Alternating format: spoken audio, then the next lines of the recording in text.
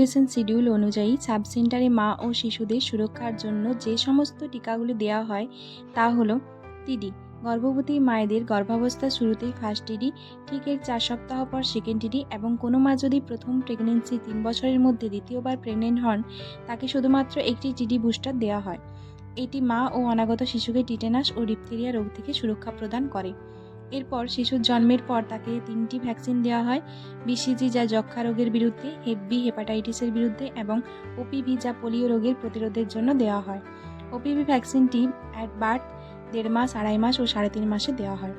এরপর ফিফথ হলো পেন্টাভ্যালেন্ট যা 5টি রোগ ডিপথেরিয়া, টিটেনাস, পার্টোসিস, হেপ বি ও হিপ রোগের বিরুদ্ধে সুরক্ষা প্রদান করে। এটি 1.5 মাস, 2.5 মাস ও 3.5 মাসে দেওয়া হয়। 6 ও 7 হলো পিসিভি ও আইপিভি যা নিউমোকক্কাল ও পোলিও রোগের বিরুদ্ধে কাজ করে। এটি 1.5 মাস, 3.5 মাস ও 9 মাসে দেওয়া হয়। 8 ও 9 নম্বরে রয়েছে এমআর যা মিজলস ও রুবেলা এবং জেই যা জাপানি এনকেফেলাইটিস রোগের প্রতিরোধে কাজ করে। এর ফার্স্ট ডোজ 9 মাস এবং সেকেন্ড ডোজ 16 থেকে 24 মাসে দেওয়া হয়। এছাড়াও ভিটামিন এ অয়েল যা ভিটামিন এ ডেফিসিয়েন্সির জন্য অর্থাৎ রাতকানা রোগ প্রতিরোধে দেওয়া হয়। এর 9টি ডোজ 9 বার দেওয়া হয়। সর্বশেষ ভ্যাকসিন হলো টিডি যা 10 বছর ও 16 বছর বয়সী শিশুদের দেওয়া হয়।